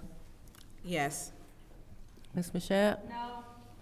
Mr. Pfeiffer? Yes. Excuse me, Mr. Jarrett? Yes. Mr. Alamin is not in. Dr. Lewis? No. Ms. Priestley? No. Ms. Winfrey Carter? Yes. The vote is 4 yes, 3 no. The vote is 4 yes, 3 no, so that reconsideration fails. So now it's time for the consent agenda. What's the pleasure of the body? Madam Chair, I move to approve the consent agenda. All right, there's a motion floor to approve the consent agenda. Any support? Madam Chair, Go ahead, Ms. Winfrey Carter. I'll support that. Oh, okay. It's been supported by the councilman in the 5th Ward. And so the passing of the consent agenda also includes the presentation of the minutes. And this is with separations. Madam Chair, I have separations. Go ahead. I'm going to separate the ordinance, the 2 ordinances. Okay. No, actually, I'm going to just separate the ordinance for the community benefits. Okay. 240430.1. Okay. All right. Any more separations? All right, so seeing that that is the only separation, we are moving on with the consent agenda, and it will include everything besides Resolution 240430.1, which is the Community Benefits Ordinance. Madam Chair? Go ahead. I am asking that, as usual, when it comes to the minutes, that the motion include language that says, for the minutes with any corrections as necessary, administrative and otherwise. Could you please repeat that? I'm asking that the motion include, with regard to the presentation of minutes, that they be approved by consent with any necessary corrections, administrative or otherwise. So that means it could be something as simple as a page number wrong, or if we notice that a vote was recorded wrong or something like that. But I'm asking that that be included in that motion. Oh, okay. So we're looking to pass consent agenda with the presentation of minutes with any necessary changes. Roll call, Madam Clerk. Ms. Mashat? Yes. Mr. Pfeiffer? Mr. Jarrett? Yes. Mr. Alamin? Yes. Dr. Lewis? Yes. Ms. Priestley? Yes. Ms. Winfrey Carter? Yes. Ms. Burns is not in. The vote is 7 yes, 0 no. The vote is 7 yes, 0 no. The consent agenda passes. So now we are on to the ordinance number 240430.1. What's the pleasure of the body?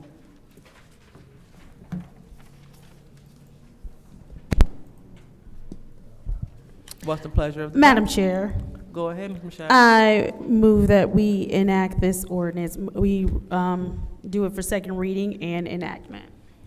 All right, there's been a motion for second reading and enactment. Any support? Madam Chair, I Go ahead. support. All right, supported by the councilwoman in the 4th Ward. Any discussion? Yes, Madam Chair. Go ahead, Ms. Montgomery. I know we had a speaker from Communities First to come up and ask that we look into adding some amendments. Madam Chair, through you to Clerk Davina, once this goes into second read, will we be able to make necessary amendments to the ordinance? No, second reading and enactment is the final approval.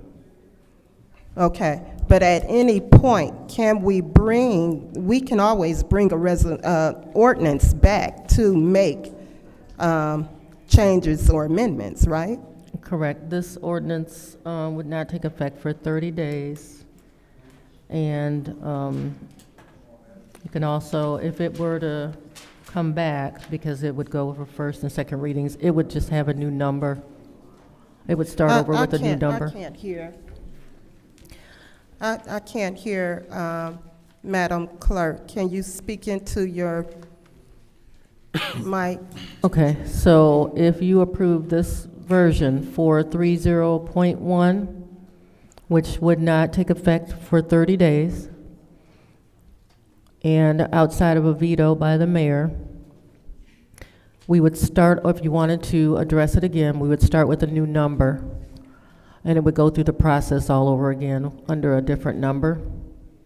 That one would go into effect, but then you could make changes to the one that was adopted, the 430.1. It would get a new number, and it would just, in effect, basically start the process over again, because it would have to go for a first and second reading.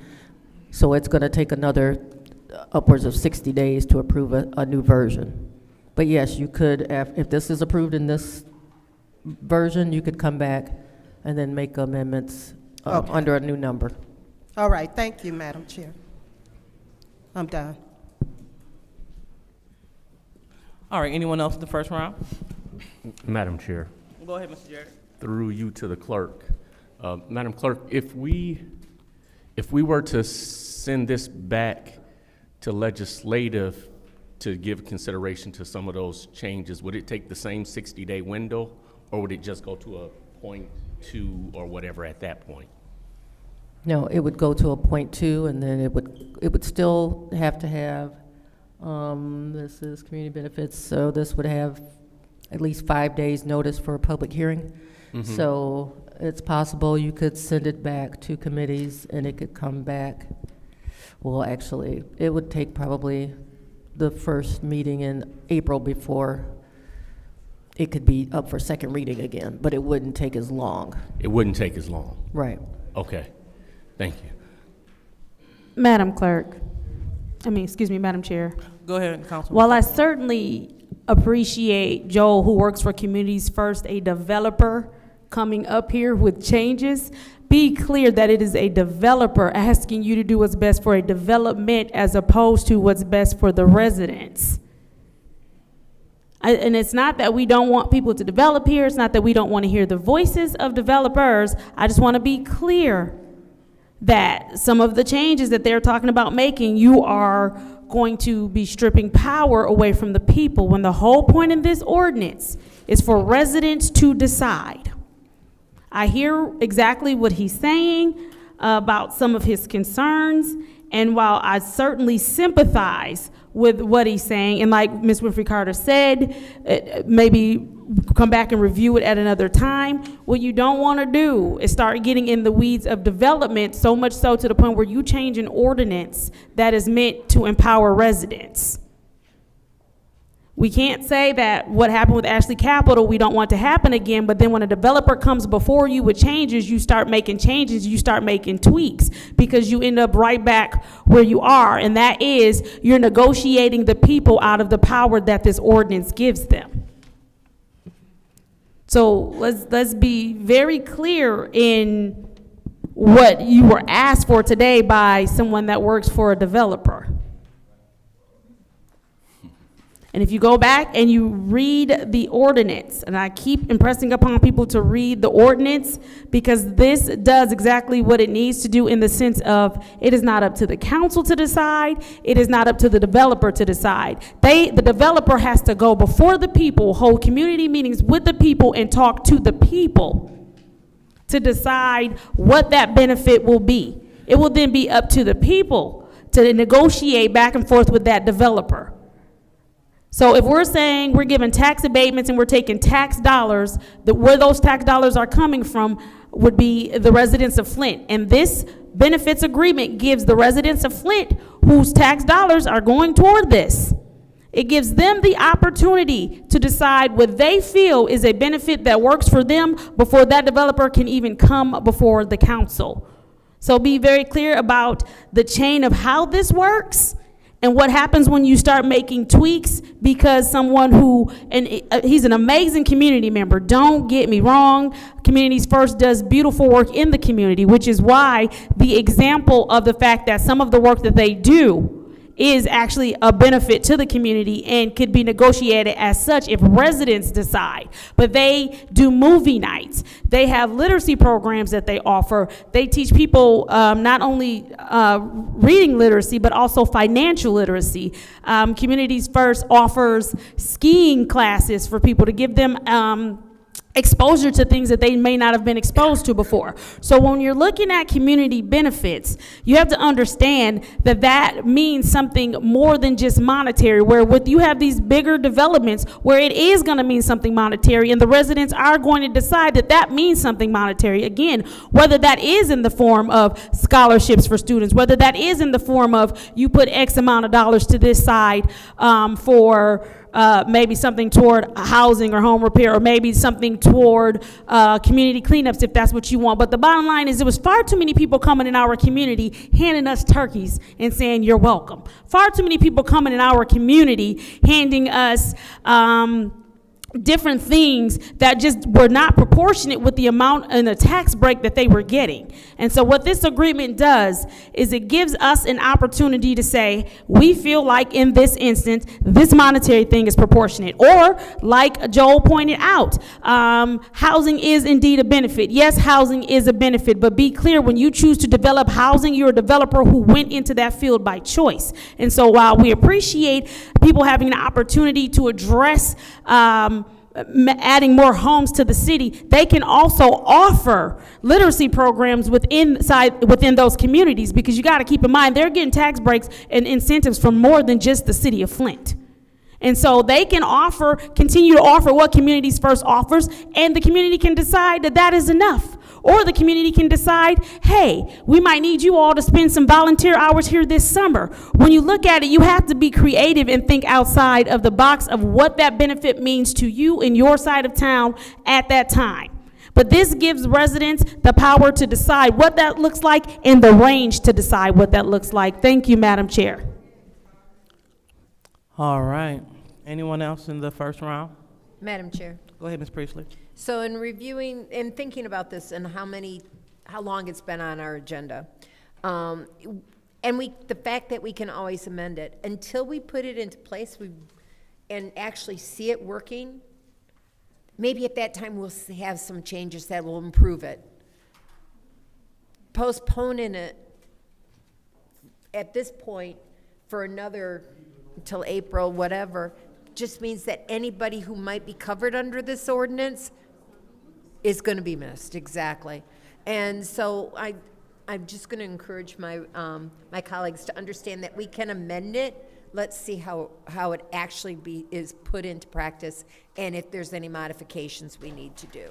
Thank you. All right. Anyone else in the first round? Mr. Elamine? No? Okay. All right, so second round. Anyone else in the second round? So seeing there's no one else in the second round, we're going to call for the vote. So roll call vote. Madam Clerk, for the passing of ordinance 24043.1.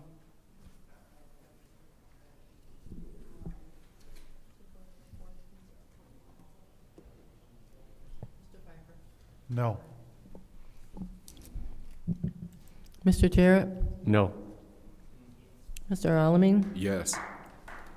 Dr. Lewis? Yes.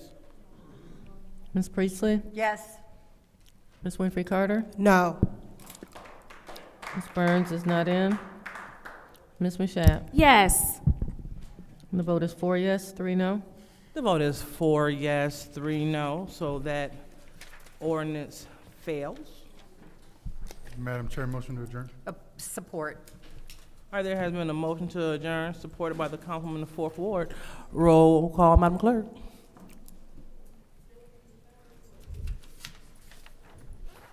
Mr. Jarrett? No. Mr. Alamin? Yes. Dr. Lewis? No. Ms. Priestley? Yes. Ms. Winfrey Carter? No. Ms. Burns is not in. Ms. Mashat? Yes. Mr. Pfeiffer? Yes. The vote is 4 yes, 3 no. The vote is 4 yes, 3 no, so that fails. So now we're moving on to the next order of business, which is the consideration of applicants for the 3rd Ward Council member.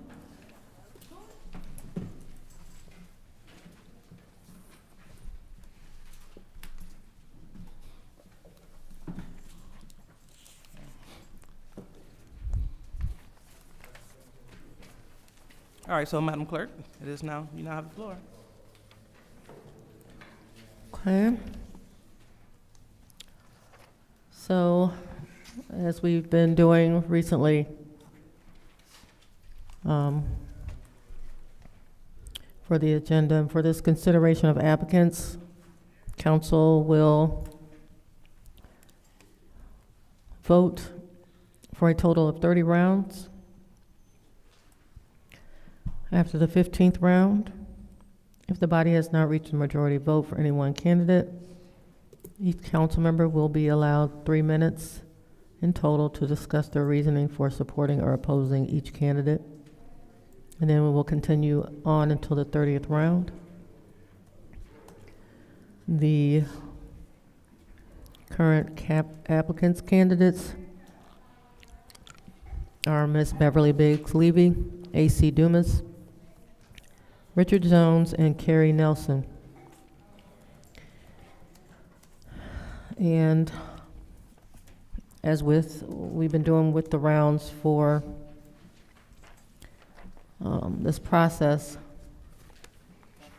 for the record, including the 30 rounds that were conducted in the last regular meeting on the 24th, that brings us to technically starting at round 229. But for the purpose of this meeting, I will be starting with round 1 and going to 30, and then we will add those rounds to that total after this meeting. And also, we will start with the next person in line to start the rounds for the 3rd Ward appointment. And that is going to be with round 1 for this meeting. Ms. Winfrey Carter. Biggs Levy. Ms. Burns is absent. Ms. Mashat. Carrie Nelson. Mr. Pfeiffer. A.C. Dumas. Mr. Jarrett. Biggs Levy. Mr. Alamin. Nelson. Dr. Lewis, Carrie Nelson. Ms. Priestley. Carrie Nelson. That's 2 votes for Ms. Biggs Levy, 4 votes for Mr. Nelson, 1 vote for Mr. Dumas. Round 2.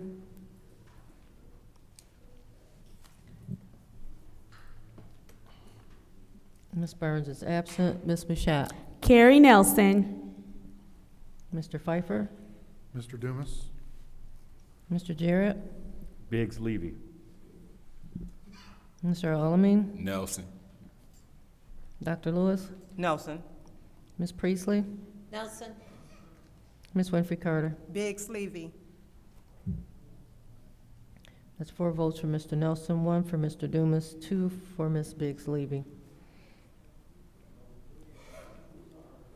Round 3.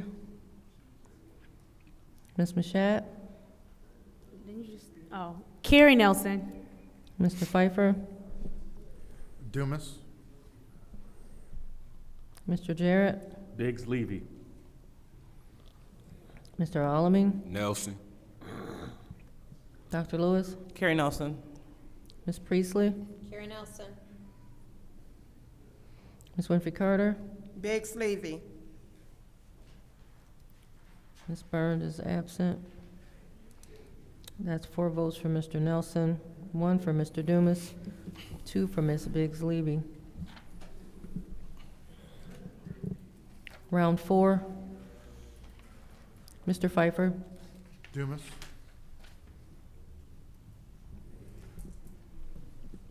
Mr. Jarrett. Biggs Levy. Mr. Alamin. Nelson. Dr. Lewis. Nelson. Ms. Priestley. Nelson. Ms. Winfrey Carter. Biggs Levy. Ms. Mashat. Carrie Nelson. That's 1 vote for Mr. Dumas, 2 for Ms. Biggs Levy, 4 for Mr. Nelson. Round 5. Mr. Jarrett. Biggs Levy. Mr. Alamin. Nelson. Dr. Lewis. Nelson. Ms. Priestley. Carrie Nelson. Ms. Winfrey Carter. Biggs Levy. Ms. Mashat. Carrie Nelson. Mr. Pfeiffer. Biggs Levy. That's 3 votes for Ms. Biggs Levy, 4 votes for Mr. Nelson. Round 6. Mr. Alamin. Nelson. Dr. Lewis. Nelson. Ms. Priestley. Carrie Nelson. Ms. Winfrey Carter. Biggs Levy. Ms. Mashat. Carrie Nelson. Mr. Pfeiffer. Biggs Levy. Mr. Jarrett. Biggs Levy. 4 votes for Mr. Nelson, 3 votes for Ms. Biggs Levy. Round 7. Dr. Lewis. Nelson. Ms. Priestley. Carrie Nelson. Ms. Winfrey Carter. Biggs Levy. Ms. Mashat. Carrie Nelson. Mr. Pfeiffer. Dumas? Mr. Jarrett. Biggs Levy. Mr. Alamin. Nelson. 4 votes for Mr. Nelson, 2 votes for Ms. Biggs Levy, 1 vote for Mr. Dumas. Round 8. Ms. Priestley. Carrie Nelson. Ms. Winfrey Carter. Biggs Levy. Ms. Mashat. Carrie Nelson. Mr. Pfeiffer. Biggs Levy. Mr. Jarrett. Biggs Levy. Mr. Alamin. Nelson. Dr. Lewis. Nelson. It's 4 votes for Mr. Nelson, 3 for Ms. Biggs Levy. Round 9. Ms. Winfrey Carter. Biggs Levy. Ms. Mashat. Carrie Nelson. Mr. Pfeiffer. Biggs Levy. Mr. Jarrett, Biggs Levy. Mr. Alamin, Nelson. Dr. Lewis, Nelson. Ms. Priestley. Nelson. 3 votes for Ms. Biggs Levy, 4 votes for Mr. Nelson. Round 10. Ms. Mashat, Carrie Nelson. Mr. Pfeiffer, Biggs Levy. Mr. Jarrett, Biggs Levy. Mr. Alamin, Nelson. Dr. Lewis, Nelson. Ms. Priestley, Nelson. Ms. Winfrey Carter. Biggs Levy. 4 votes for Mr. Nelson, 3 votes for Ms. Biggs Levy. Round 11. Mr. Pfeiffer, Biggs Levy. Mr. Jarrett, Biggs Levy. Mr. Alamin, Nelson. Dr. Lewis, Nelson. Ms. Priestley, Nelson. Ms. Winfrey Carter, Biggs Levy. Ms. Mashat. Carrie Nelson. 3 votes for Ms. Biggs Levy, 4 votes for Mr. Nelson. Round 12. Mr. Jarrett, Biggs Levy.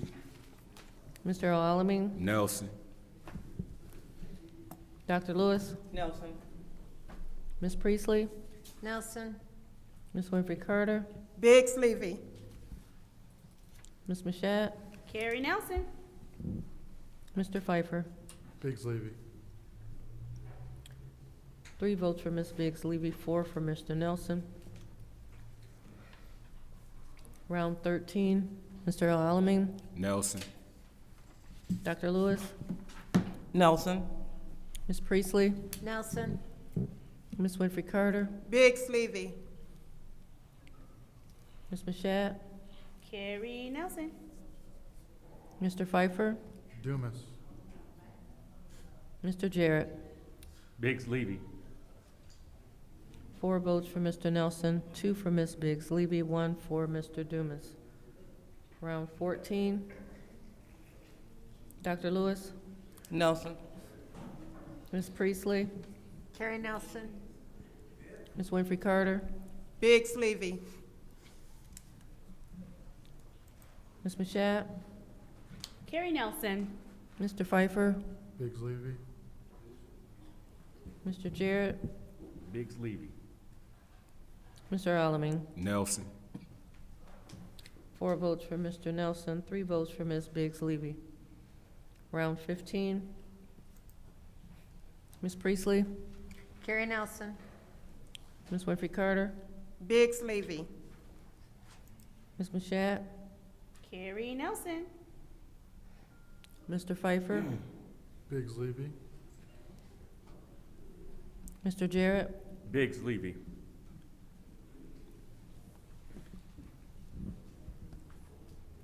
Mr. Alamin, Nelson. Dr. Lewis. Nelson. 4 votes for Mr. Nelson, 3 votes for Ms. Biggs Levy. That is the 15th round, Madam Chair.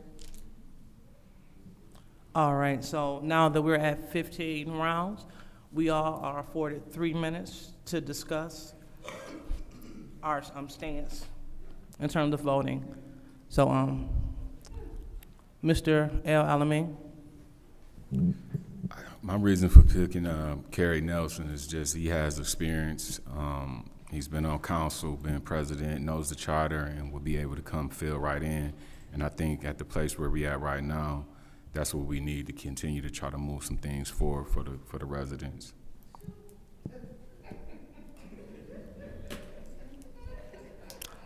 All right, so go ahead, Ms. Priestley.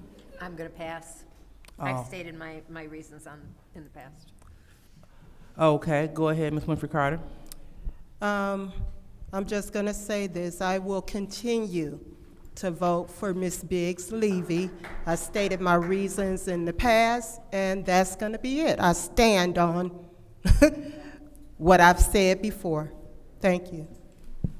All right, next, Ms. Mashat. Thank you, Madam Chair. Again, the reason that Carrie Nelson is going to be the best bet to fill the seat until the residents have an opportunity to elect someone is that of all the people who are under consideration, Mr. Nelson has never come up here nor used any public platform to attack any council member. Mr. Nelson is experienced. He's already been here before, and so he won't have a problem with acclimating back into the situation. And I think the biggest reason outside of the experience is at this point, we have a fractured council. And so regardless to how we got there or if we want to be there or not, Mr. Nelson, again, is the only one with no real dog in the race because he's not on the ballot either. Seeing as how, like I stated earlier, he has never attacked anyone up here, I am convinced that he would be the most neutral party. Given his temperament that he's shown and his demeanor, I think that he would bring a calm to the council as well. I think at the end of the day, what is important is getting city business done. What is important is moving the city forward. What is important is making sure that until the 3rd Ward can have their representation, there's someone in that seat that can represent them, and that will also be a steady hand to move the council forward. I don't think at this point in time there is another candidate that would be able to be in that seat and not be biased. And I say that from having sat here and experienced the other candidates and how they move and their motives. And so just to give us a fair chance at really getting work done and really being a balanced council, I believe Mr. Nelson would be the best bet. Thank you, Madam Chair. All right. Mr. Pfeiffer? Yield. Mr. Jarrett? I yield. Okay, so seeing that everyone will yield, I would gladly take my time. And so, as stated before, as my colleagues say that we need to bring decorum back to council, we need to look at candidates that will bring decorum back to council. According to the charter, it is our duty to appoint the most effective individual. And according to the resumes, according to the interviews, Mr. Kerry Nelson is the one that would do that. And so in the past, we had colleagues to take a stance over people making homosexual rhetoric remarks. NAACP is distancing itself from its vice president. This after he said he would not vote for a political candidate because she's gay. NBC 25's Fahmy Redwood has more on the controversy that has many asking for his resignation. This is a Facebook post that has LGBTQ people and allies upset. First reported by the Flint Beat, Flint NAACP Vice President A.C. Dumas wrote, he will not vote for Democratic Attorney General candidate Dana Nessel because she's gay. Nessel says her sexuality has nothing to do with how well she can do the job. I have spent my career representing people who are marginalized. Dumas later wrote this, it is unnatural, unholy, and an abomination against God's word to endorse any lifestyle that is contrary to the word of God. One council person said we got 2 dogs. Detroit. Now, I'm not for Detroit. I want to let y'all know right now, I'm not, can I get a clap on that? I'm not for Detroit. And we got KWA. I'm for Flint. We got our own water. Mama may have, Papa may have, but God bless the child that has his own. Why are we leasing water from Detroit or the KWA? Because that's all it is. We won't own it. And so he furthermore doubled down on this stance by stating, Chris Martin did too, you support him? Whoa, hey. and so, pause my time, please. Pause my time. And so you are being brought to order. Let's stand on that. But what we can continue. Can you give me 2 more seconds back? What it is that Chris Martin is not serving on any board. So if we're going to stand, Who's yelling out? Okay, thank you. Stop. That's your warning. And so as I move forward, what I'm saying is, he said, I said what I said, whether I'm a member of civil rights organizations or not. My religious convictions outweigh civil rights. My religious convictions outweigh civil rights and all of that. Whatever the NAACP views about sexual preference, I'm not for it, and that's just it. And so that's what makes America great. That's not what makes this council great. We support all residents. All residents add to this community. And so on my colleague's birthday, what I will not do, I will not support people that are not for all people. So if this body refused to vote for Bishop Christopher Barton for the same reasons, we should not vote for A.C. Dilmas. So as we, is that the candidate yelling out? Let's not yell out. Well, you too. Anyway, okay, so moving on. Madam Clerk, let's proceed. Madam Clerk, I'd like to make a motion to adjourn. You don't have the floor, and that's to the chair. Madam Chair. Is it? Go Madam ahead. Chair, I'd like to make a motion to adjourn. All right, there's a motion to adjourn. Any support? Supported by the councilman in the first ward. Roll call, Madam Clerk.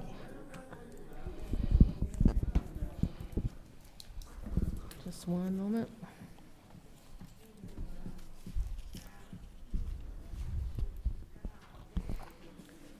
Mr. Alamin? Yes. Dr. Lewis? No. Ms. Priestley? Yes. Ms. Winfrey Carter? Yes. Ms. Mashat? No. Mr. Pfeiffer? Yes. Mr. Jarrett? Yes. The vote is 5 yes, 2 no. The vote is 5 yes, 2 no. So it is 7:39, and this city council meeting is officially adjourned. You all have a great night.